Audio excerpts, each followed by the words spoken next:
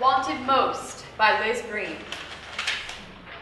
Wanted Most follows a man, Marcus Brooks, after he kidnaps a boy and incites a crime spree across the Midwest.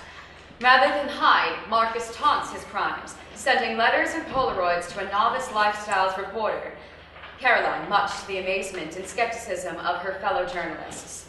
However, Marcus's true motivations for this spree might be more compassionate than criminal.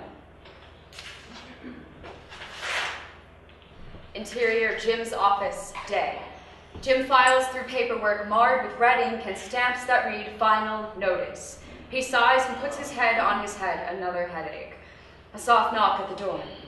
Come in. Caroline enters, envelope in hand. Caroline, hello. Jim scrambles to neaten the paperwork. Mr. Porcello, may I sit down? Certainly. Nothing wrong, I hope. The pet adoption weekend tripping you up? Caroline grimaces, but restrains herself. No, sir, that's coming along nicely. She slides the envelope onto his desk. What's this? Open it. He does. He reads Marcus's note and scans through the pictures of Sean, growing grotesquely more and more excited with each discovery. Salivating, almost. Caroline, this is fantastic. This is our front page. I have to get this to Pete. Thank you. Jim stands. Caroline bolts out of her chair to block him. No, sir, did you read the note? This is my story. Caroline, I don't really think you would be able to handle... He sought me out. You read for yourself. He wants me. You give the story to Pete, you run the risk of losing all possible contact with this guy. Jim stares at the envelope, conflicted. I know what you're thinking about what those notices on your desk say. I know I can't fuck this up, and I promise I won't. Jim is taken aback by her sudden frankness, stares at her for a long time, sizing her up. Caroline grows uncomfortable under his gaze. I've wanted to be a journalist since always. I graduated magna cum laude from Northwestern. I was co-editor of the paper there, and I covered a story about... Jim extends the envelope to Caroline. Jesus Christ, Caroline, I've read your resume before. Story's yours. For now. Get that other girl. Tammy, is it?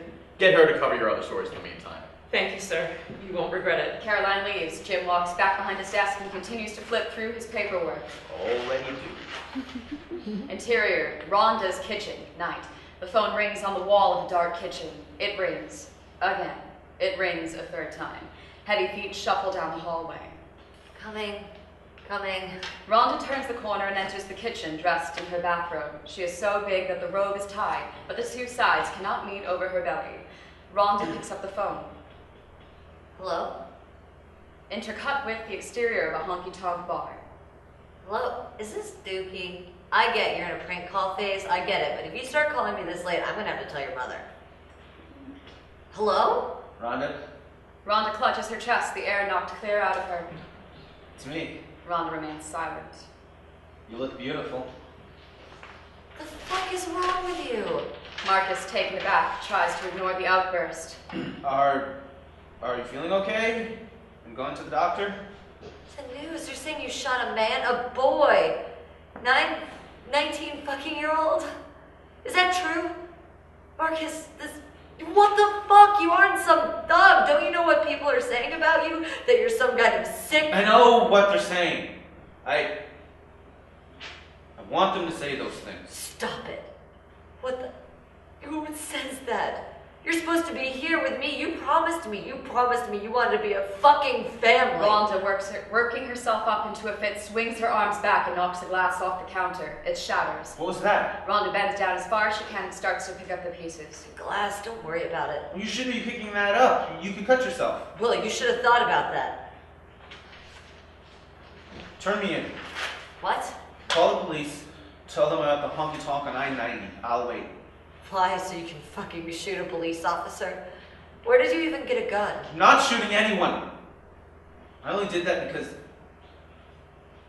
Rhonda, I'm trying to give you money. How the hell? The reward money. Last I heard, shooting that kid brought me up to 20 grand. That's enough to move out of the neighborhood, pay for the babies. Everything. For a while, anyways.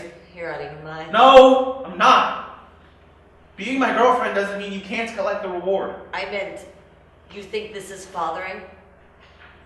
This? What's our kid gonna do without you around, huh?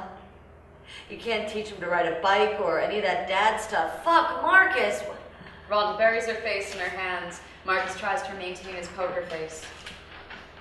You can teach him. I don't want my fucking son reaching for his daddy through some fucking prison bars. Is it a boy? We're going to keep it a surprise. Yeah, well. Turn me in. Please? Rhonda collects herself, pushing her bangs, now sweaty, off of her forehead. Rhonda, turn me in. You gotta call now. Okay, I call. Tell him you did it for me. That you're not a criminal, not really. And yeah, you go to jail, but maybe it's only like 15 years, 20. Rhonda, no. You call, collect the money, walk away. You get out in 20 years, you can see him graduate college, get married. You call and walk away! And if they ask, I'm a scum of the earth shitbag pervert, okay? Rhonda starts to cry loudly. Oh, fuck. Rhonda, stop crying, because you gotta listen to me, okay? This is the only way it works. If you say anything, they could think, well, I don't know what they would think. I just can't have you go to jail too, okay? Rhonda cries louder. But you won't, I promise. You won't. I'm not calling. Call. I'm not. Rhonda, I just fucking shot someone, okay? I fucking... His voice cracks. Marcus lowers the phone for a moment while he collects himself, covering the receiver with his palm. I fucking shot him. And they're gonna find me. If they find me before you call, the money's gone. 20 grand. Rhonda's reeling. Just let me have the night. Right now. This isn't good for me. She clutches her side in pain. Please. It can be over in 5 minutes if you just... I have to go. I love you. She hangs up the phone. Baby? Rhonda? Rhonda! Silence. Marcus begins to slam the receiver against the wall of the phone booth. Ah! Fucking fuck! No! Rhonda! In the kitchen, Rhonda wails, the phone dangling in her limp hand. Finally, it tumbles to the ground, and she slumps down beside it.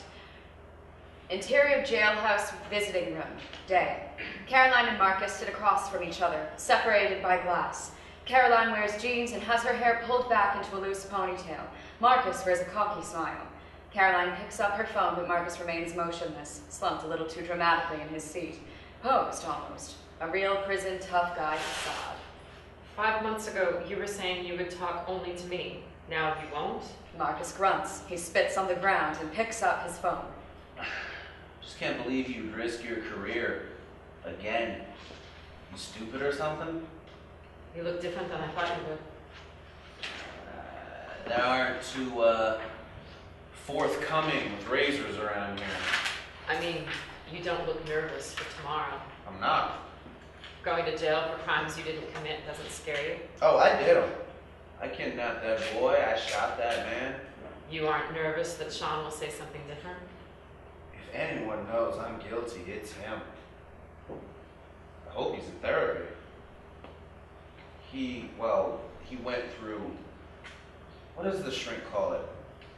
Quite the ordeal. He flashes Caroline a sinister smile. Your prison act is lame. I know. I know all about you. Christ, the way Rhonda talks about you. We will not talk about her. She's doing well. She should be. It's turned me in, made 20 grand. So you don't mind the fact that you're going to jail, probably for the rest of your life. You fucking spit on the ground at that, but you get worked up that your girlfriend's got the money? Marcus leans in close to the glass. He isn't going to bite. I'm a complex man, among other things. Why did you want me on this so bad if you didn't want me to figure you out? Marcus leans back in his chair and thinks for a moment. His face softens slightly, only slightly, then. You wrote this article about the Windy City Summerfest over in New City. I was there with Rhonda back when we were just starting together. You said something like, those with an optimistic view would have described the fair as squalor chic. You were pretty much calling that fair, you were pretty much calling that fair disgusting. And it was true, the place was gross. Cotton candy was like crunchy and shit. And most reporters would have probably made it seem all cheery, community bonding bull. Marcus looks up, his expression grave, stares Caroline straight in the eyes. His voice is softer, his tough guy facade cracking slightly. And this was important to me. So I needed someone who would tell the truth.